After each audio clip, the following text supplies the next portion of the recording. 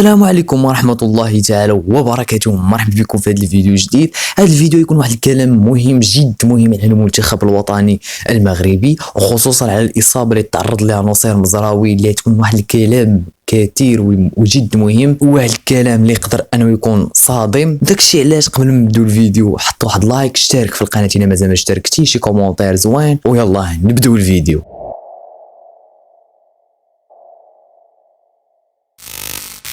فبعد ما سمعنا ان نصير مزراوي تعرض لواحد الاصابه اللي يقدر انه ما يكونش معنا في كاس افريقيا، فالجميع من الجماهير المغربيه اصابهم الخوف. لكن غنقول لكم بان الجامعه المغربيه لكره القدم غتقوم بالاستدعاء ديال نصير مزراوي باش انهم يديروا عليه فحوصات طبيه، وشنو هي المده المحتمله انه باش يرجع الفورمه ديالو ويرجع الجاهزيه ديالو، ومدى استجابه للعلاج. فاذا كان غادي يكون معنا في الادوار المقبله، يعني من بعد دوري المجموعات، في احتماليه كبيره ان وليد الركراكي يقوم بالاستدعاء ديال نصير مزراوي، خصوصا ان الكاف زاد حاجه لايجابيه المنتخبات جميعا، ماشي المنتخب المغربي، ان بدل من 23 لاعب غادي تستدعى 27 لاعب، 4 اللي غيكونوا في تريبيل، و12 لاعب اللي غيكون في الاحتياط، و11 لاعب اللي غادي يكون في التشكيله الاساسيه. فالامر ديال استدعاء نصير مزراوي فالامر معتمد على مدى الاستجابه ديال العلاج ديال نصير مزراوي. فغادي نشوفوا اللعاب اللي يقدر انهم يكونوا بدلاء ديال نصير مزراوي، واولهم وعلى راسهم حمزه منديل،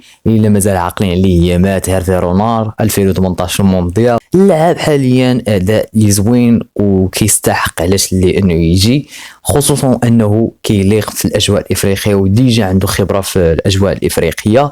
تبادانيا الدري راه ناضي، اللهم بارك وزيد في ذلك. اللاعب الثاني اللي معنا هو يحيى عطية الله، نتمنى انه يرجع ديك الفورمه اللي كانت عنده شحال هذاك النيفو اللي كان عنده شحال هذه، خصوصا في المونديال اللي كان كيتقاتل وكيجاهد معنا.